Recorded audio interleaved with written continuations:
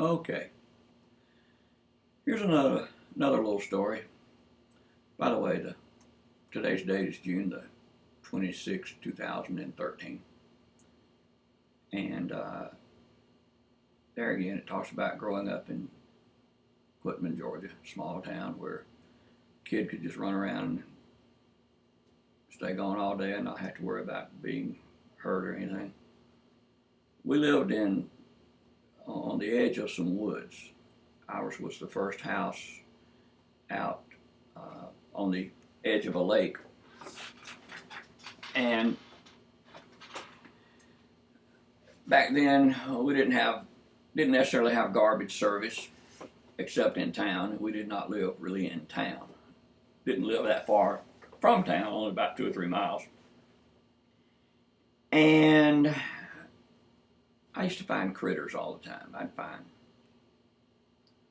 find dogs out there, puppies that only had maybe a broke leg, and I remember finding one puppy that had a broke leg, and I took it to the vet. I think his name was Dr. Basham, and the vet did not live far from us, about a mile away. And here I go rushing into this vet's office with this raggedy dog. And he said, well, the dog's going to have to be probably put to sleep. Well, I was horrified. Here I am, a 10-year-old kid, wanting him to patch that old raggedy leg up. It'd been broken for no telling how long. He said, well, Ronnie, just leave it with me and we'll take care of it. Well, he called my stepfather, who was a man of means, and told him about it. And of course, my stepfather hit the roof, because here I am. Back then, you didn't, just like now, there wasn't very many things for free. So the vet put the dog to sleep, and I think charged my stepfather about, who knows, $5 or $6, which in today's money would be equivalent to $100 or more. So I didn't find out about the charge until later. One thing that I did back then, I mentioned garbage service, and I kind of got sidetracked there. Back then, we used to burn our garbage in a big trash pile in a big 50-gallon drum out to the edge of the woods. Well, one day I just did not have a whole lot to do, so I accidentally let the woods catch on fire. And after a while, now keep in mind, the woods in South Georgia, you have these tall pine trees, 60, 70 feet tall, and then there aren't that many trees in between the tall pine trees, and then you have low-lying bushes. So there was really no threat to the pine trees.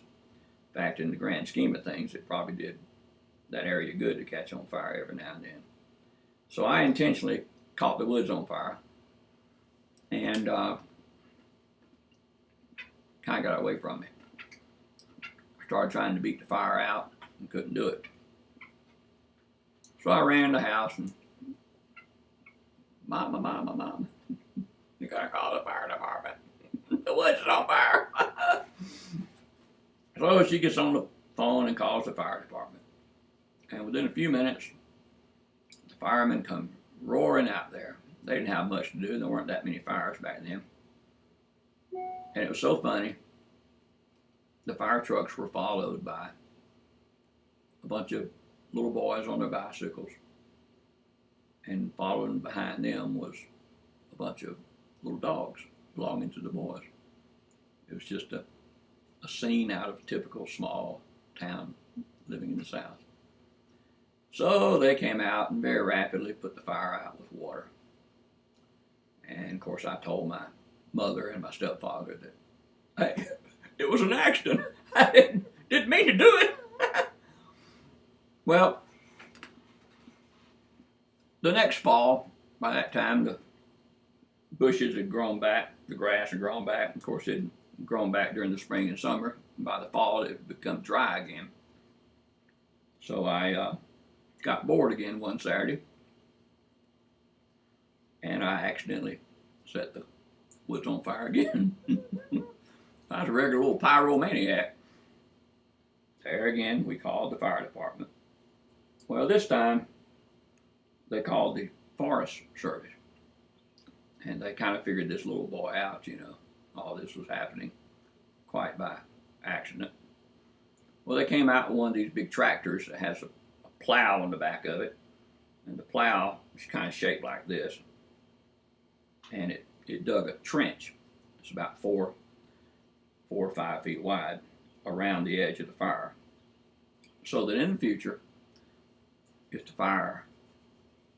caught on fire again accidentally, it would only burn up to that trench.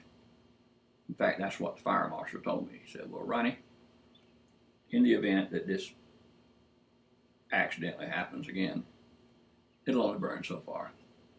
That was fun.